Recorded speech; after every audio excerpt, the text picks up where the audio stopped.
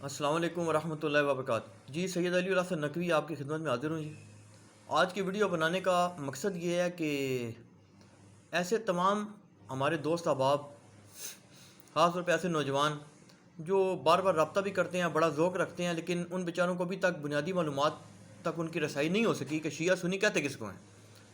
تو میرا الحمدللہ پچھلے کوئی 18-20 سالوں کا بڑا اچھا ایکسپیرینس رہا ہے۔ تمام مکاتب فکر کے بڑے بڑے جو جید ترین علماء الزام ہیں، خاص طور پہ جو مناظر ٹائپ جو کمپیریٹیو اسٹڈی کے ایکسپرٹس ہیں، ان سے الحمدللہ میرا رابطہ رہا ہے۔ اس میں سے میں چند چیزیں ایسی ہیں کہ جو آپ لوگوں نے دیکھ رکھی ہیں، ویڈیوز پہ بھی اویلیبل ہیں، زیادہ تر تو پرائیویٹ ٹائپ چیزیں تھیں۔ تو اس میں الحمدللہ میں یہ کہہ سکتا ہوں کہ اگرچہ میں عالم نہیں ہوں، جاہل مطلق ہوں، لیکن میرا الحمدللہ ایکسپوجر بڑا اچھا رہا ہے اس حوالے سے۔ تو میں آپ لوگوں کو آج جو ویڈیو میں بتاؤں گا وہ صرف یہ بتاؤں گا کہ شیعہ سنی کہتے کس کو ہیں، کیونکہ جس چیز کو شیعہ سنی لوگ سمجھتے ہیں نا، وہ شیعہ سنی نہیں ہے۔ بنیادی بات آپ کو بتاؤں گا کہ شیعہ سنی کا بنیادی ڈیفرنس ہے کیا، جس سے آگے تمام چیزیں علیحدہ ہو جاتی ہیں، وہ اس کا منطقی نتیجہ ہے۔ اور اس میں آپ کو یہ بھی مزے کی بات بتا دوں کہ جو میں نے ویڈیو بنانی ہے، اس میں نے یہ نہیں کہنا، نہ ثابت کرنے کی کوشش کرنی ہے کہ سنی ٹھیک ہے یا شیعہ ٹھیک ہے۔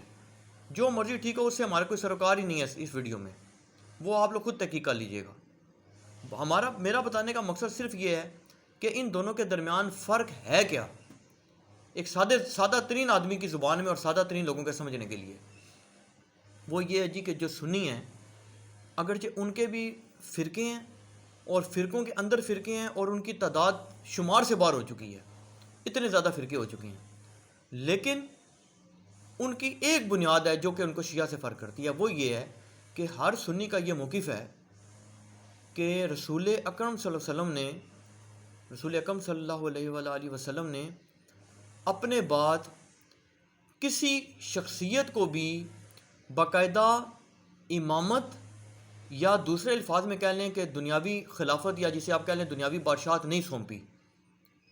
سنی بھی یہ موقف رکھتے ہیں کہ کچھ ایسے اشارے آپ صلی اللہ علیہ وسلم نے دیے تھے، لیکن سنیوں کا جو اتفاقی موقف ہے، جو علمی موقف ہے، وہ یہی ہے کہ رسول اکرم صلی اللہ علیہ وسلم نے اپنے بعد کسی بھی شخص کی خلافت کا، امامت کا، امارت کا، بادشاہت کا، کسی قسم کا کوئی اعلان کیا ہی نہیں۔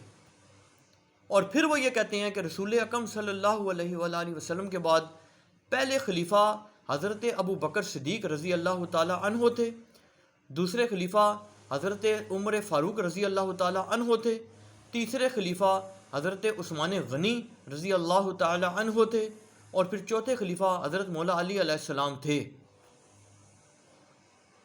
یہ سنی موقف ہے۔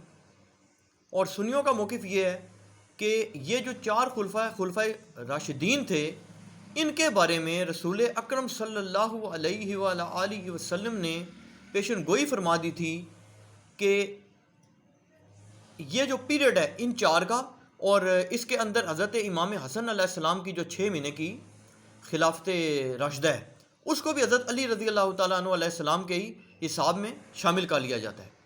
تو اس لیے ان کا ذکر نہیں ہوتا، نہیں تو اہل سنت کا یہ بھی متفقہ عقیدہ ہے کہ حضرت امام حسن علیہ السلام کی جو 6 ماہ ہیں وہ بھی خلافت راشدہ ہی میں شامل ہیں۔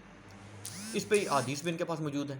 اب بحث میں نہیں میں نے پڑھنا کہ سندے میں کھولوں، یا میرا اسے کوئی سروکار نہیں ہے، وہ آپ لوگ خود علماء سے رابطہ کیجیے گا۔ اب یہ ہو گیا اہل سنت کا موقف۔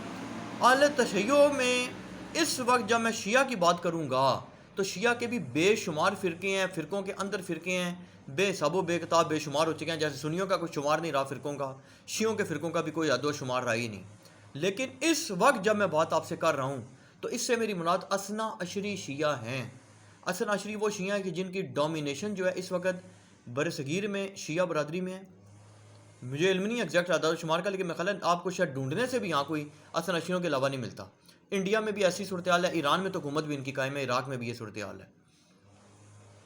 تو اہل تشیع اثنا عشریوں کا یہ عقیدہ ہے، ویسے تو بے شمار فرق ہیں، لیکن جو بنیاد ہے جو ان کو سنیوں سے فرق کر دیتی ہے، یعنی ایک شخص اگر آج کہتا ہے جی میں سنی ہوں، کل وہ کہتا ہے میں شیعہ ہوں، تو کیسے شیعہ ہو گئے؟ کیا اس کو کوئی آسمانی سرٹیفکیٹ ملا؟ کچھ بھی نہیں۔ اس کو صرف اور صرف یہ ہے کہ اس کا عقیدہ اب یہ ہو گیا ہے کہ رسول اکرم صلی اللہ علیہ وسلم نے اپنے بعد حضرت مولا امام علی ابن ابی طالب علیہ السلام رضی اللہ تعالی عنہ کرم اللہ تعالی وجہ الکریم کی امامت کا خلافت کا، امارت کا، دنیاوی غلبے بادشاہت کا اعلان فرما دیا تھا۔ یہ مختلف الفاظ میں اس لیے استعمال کروں کہ سمجھنے کے لیے، ورنہ تو اس کو امامت ہی کہا جاتا ہے نا، وہ تو اس کو خلافت بھی نہیں کہتے، امامت ہی کہتے ہیں۔ نہ بادشاہت تو خیر سنی بھی نہیں کہتے، وہ بھی میں نے سمجھانے کے لیے، سنیوں کا بھی عقیدہ نہیں ہے کہ جو خلفائے راشدین ہیں یہ بادشاہ تھے، بادشاہت وہ ان کے بعد مانتے ہیں سنی، لیکن میں سمجھانے کے لیے کہہ رہا ہوں کہ دنیا میں آپ اس کو کوئی بھی نام دے دیں نا، ہیڈ آف دی اسٹیٹ کہہ لیں آپ سنیوں کے ہاں۔ شیعوں کے ہاں یہ ہے کہ ان کا یہ موقف ہے کہ رسول اکرم صلی اللہ علیہ وآلہ وسلم نے صرف اور صرف اللہ رب العزت وحدہ لا شریک کے آرڈر پر، اپنی مرضی سے نہیں، اپنی خواہش سے نہیں، اپنی مرضی سے بالکل نبی نے بھی نہیں کیا شیعہ حسن عشری عقیدے کے مطابق، بلکہ رسول اکرم صلی اللہ علیہ وآلہ وسلم کو، رسول اللہ صلی اللہ علیہ وآلہ وسلم کو اللہ رب العزت وحدہ لا شریک نے آرڈر بھیجا، اور آپ صلی اللہ علیہ وآلہ وسلم نے اللہ کے آرڈر کے تحت حضرت مولا علی علیہ السلام کی امامت کا اعلان فرما دیا۔ اور پھر شیعہ کا یہ موقف ہے کہ حضرت مولا امام علی علیہ السلام کی جو زوجہ محترمہ بی بی فاطمہ الزہرا سلام اللہ علیہ، جو رسول اکرم صلی اللہ علیہ وآلہ وسلم کی بیٹی مبارک ہیں، دختر مبارک ہیں، ان کے ساتھ جو ان کی اولاد ہے، اس میں سے پھر حضرت امام حسن علیہ السلام پہلے امام، دوسرے امام ہیں، پھر امام حسین علیہ السلام تیسرے امام ہیں، شہید کربلا علیہ السلام، اور پھر حضرت امام حسین علیہ السلام کی اولاد میں تمام امامت حسن عشری شیعہ کے عقیدے کے مطابق چلی ہے، حضرت امام حسین علیہ السلام کی اولاد میں نہیں چلی۔ اور ان کا موقف یہ ہے کہ اس کا امامت کا کوئی تعلق اس سے نہیں ہے کہ کون کس کی اولاد ہے، کس کی کتنی عمر ہے، کون سا بیٹا بڑا ہے، کون سا بیٹا چھوٹا ہے، یہ صرف اللہ کا آرڈر ہوتا ہے۔ کسی امام کی بھی کوئی پاور نہیں ہے اس معاملے میں، کسی رسول کی، کسی نبی کی کوئی ذاتی پاور اس معاملے میں نہیں ہے کہ وہ اپنی مرضی سے کوئی آرڈر کر سکے، صرف اور صرف اللہ کا آرڈر ہوتا ہے۔ اسی وجہ سے شیعہ ذات یہ کہتے ہیں کہ ہم سوائے اللہ کے قائم کردہ امام کے، منصوص امام کے، یعنی جس کو اللہ نے نص قطعی کے تحت بالکل کلیئر کٹ آرڈر کے تحت نامزد کیا، اس کے علاوہ کسی کو نہیں مانتے۔ اور پھر امام حسین علیہ السلام کی اولاد میں امام زین العابدین علیہ السلام، امام محمد باقر علیہ السلام، امام جعفر صادق علیہ السلام، امام موسیٰ کاظم علیہ السلام، امام علی رضا علیہ السلام، امام محمد تقی الجواد علیہ السلام، امام علی ہادی النقی علیہ السلام، امام حسن عسکری علیہ السلام، اور اس کے بعد ان کا عقیدہ یہ ہے کہ جو 12ویں امام ہے وہ ہیں سید امام محمد المہدی علیہ السلام، جو کہ ان کے عقیدہ کے مطابق پہلے ظاہر ہوئے لیکن بعد میں وہ غائب ہو گئے، اور قیامت سے پہلے وہ ظہور فرمائیں گے۔ اہل سنت کا یہ عقیدہ ہے کہ قیامت سے پہلے حضرت امام مہدی علیہ السلام نام کی ایک شخصیت تشریف لائیں گی، لیکن اہل سنت کا یہ یعنی کہ اس بارے میں کوئی قطعی نہیں ہے موقف کہ وہ شخصیت کب پیدا ہوں گی، کیسے آئیں گی، کیا ہوگا، ان کی ولدیت کیا ہوگی، ان کو کوئی 100% علم نہیں ہے یقینی۔ لیکن اہل تشیع کا یہ عقیدہ ہے، حسن عشریہ کی میں بات کر رہا ہوں، کہ حضرت امام علی علیہ السلام، امام حسین علیہ السلام، امام حسین علیہ السلام، امام زین العابدین علیہ السلام، ان کا نام بھی علی تھا، امام محمد باقر علیہ السلام، امام جعفر صادق علیہ السلام، امام موسیٰ کاظم علیہ السلام، امام علی رضا علیہ السلام، امام محمد تقی الجواد علیہ السلام، امام علی ہادی النقی علیہ السلام، امام حسن عسکری علیہ السلام، اور اس کے بعد ان کے صاحبزادے امام سید محمد المہدی علیہ السلام۔ یہ 12 اماموں کی وہ لڑی ہے کہ جو اللہ نے قائم فرمائی ہیں، اور قیامت تک انہی کی امامت ہے۔ ان کے علاوہ وہ کہتے ہیں جی کسی شخص کو نہ اختیار ہے، نہ نبی بھی نہیں اپوائنٹ کر سکتا کسی کو، نہ کوئی شخص لوگوں کے ووٹوں سے منتخب ہو سکتا ہے، نہ کوئی شخص کو کوئی امام جو ہے وہ اپنے کسی بیٹے کو نامزد کر سکتا ہے۔ اب میں آ جاتا ہوں اس شیعہ کے مختلف گروہ کے اندر۔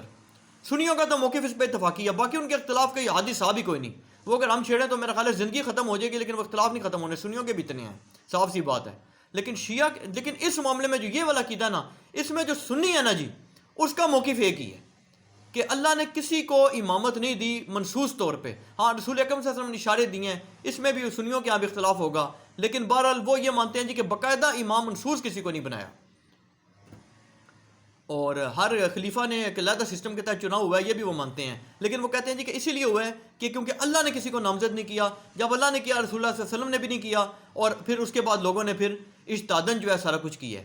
تو شیعہ کا موقف یہ ہے کہ وہ ایسے کسی اجتہاد کو نہیں مانتے، وہ کہتے ہیں جی یہ صرف اور صرف اللہ کا کام ہے، یہ نبی کی بھی ڈیوٹی نہیں، نہ یہ امام کا اختیار ہے، کسی کو اختیار نہیں ہے، صرف اللہ منصوص فرماتا ہے۔ اور آخری جو ہے وہ کہتے ہیں جی کہ امام مہدی علیہ السلام ہے۔ اچھا، اس میں پھر شیعہ کے آگے پھر مزید امامت کے تحت اختلاف ہے۔ شیعہ میں یہ ہوا جی کہ ویسے تو بے شمار ہی فرقے ہیں، کوئی حد حساب نہیں ہے، لیکن اب میں بڑوں کی بات کروں گا کہ جن کی کوئی ایگزسٹنس تو ہو نا دنیا میں، چاہے ان کی جتنی کم سے کم ہو.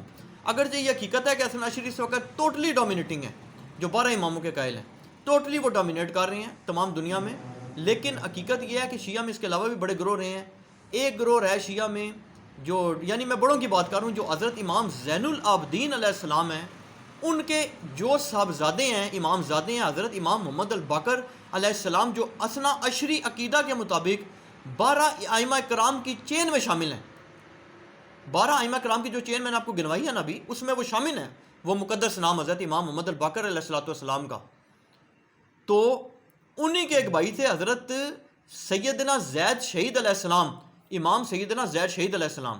انہوں نے جہاد بھی فرمایا تھا اور ان کی شہادت بھی ہوئی تھی، اور ایک بڑی برگزیدہ ہستی ہیں وہ بھی.